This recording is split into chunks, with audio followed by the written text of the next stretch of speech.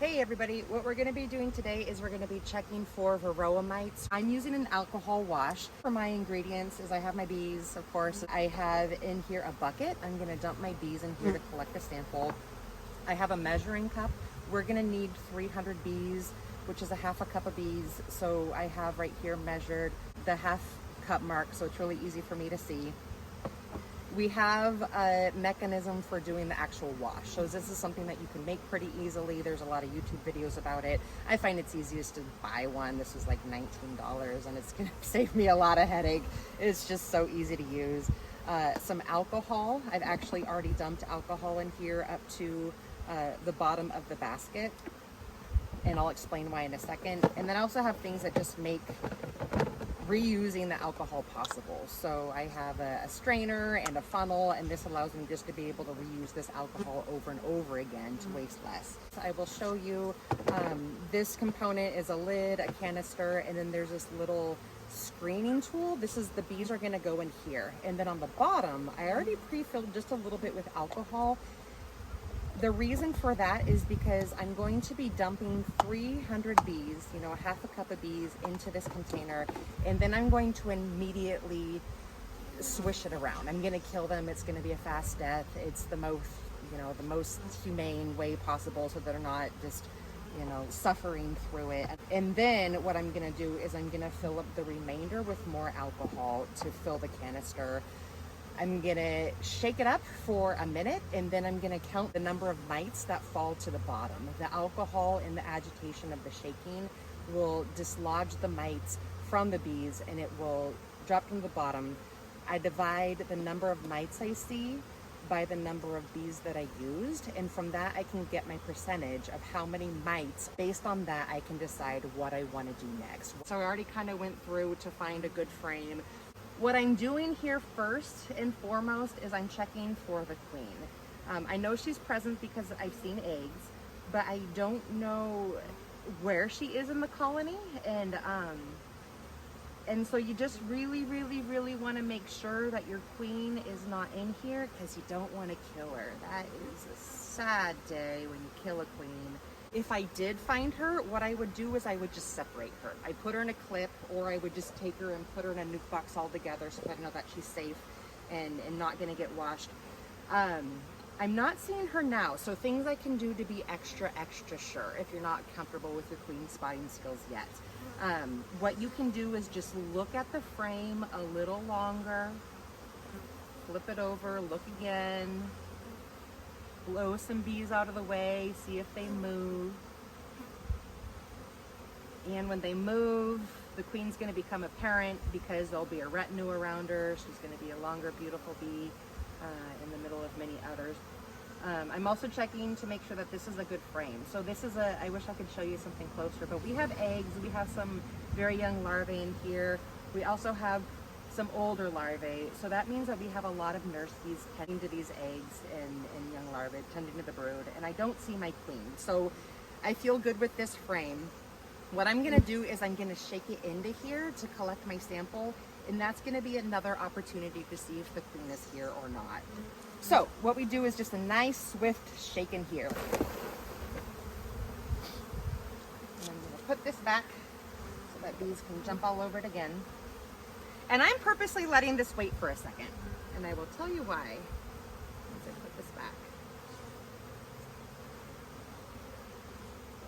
Okay. So, as I put the bees in here, they're going to naturally disperse out. If the queen was in here, there would be clumping around the queen.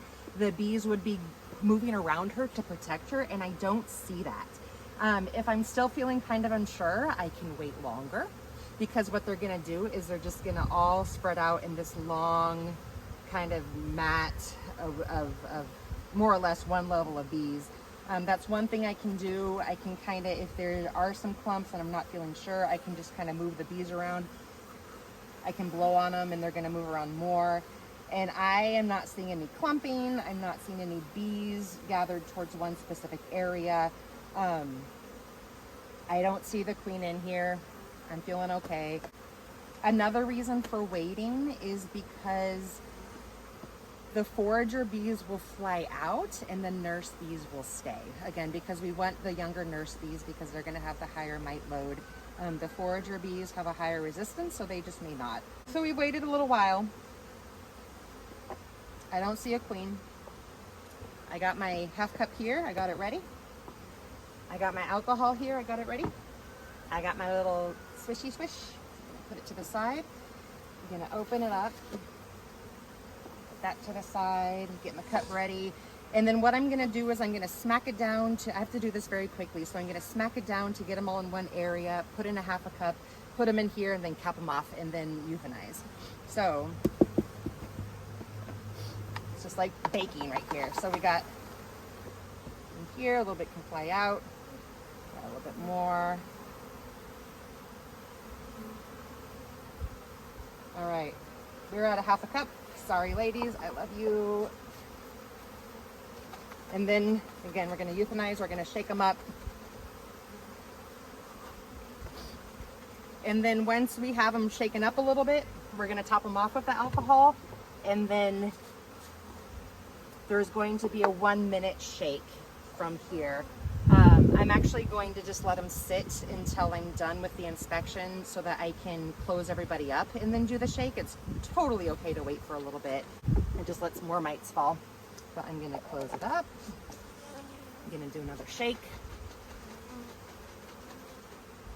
I'll do that in a minute, in a second. And then these bees, again, they're all nurse bees, so they don't know how to fly possibly yet. They're not familiar with where their home is. So I'm just gonna put them directly back in the hive so that they don't have to do extra work. All right. So the first part of that is done. Like I said, I'm gonna finish this inspection, and then I'm gonna shake those girls for a minute, and then I'll show you how that next process is done. So my check is over. I've got everybody put back together.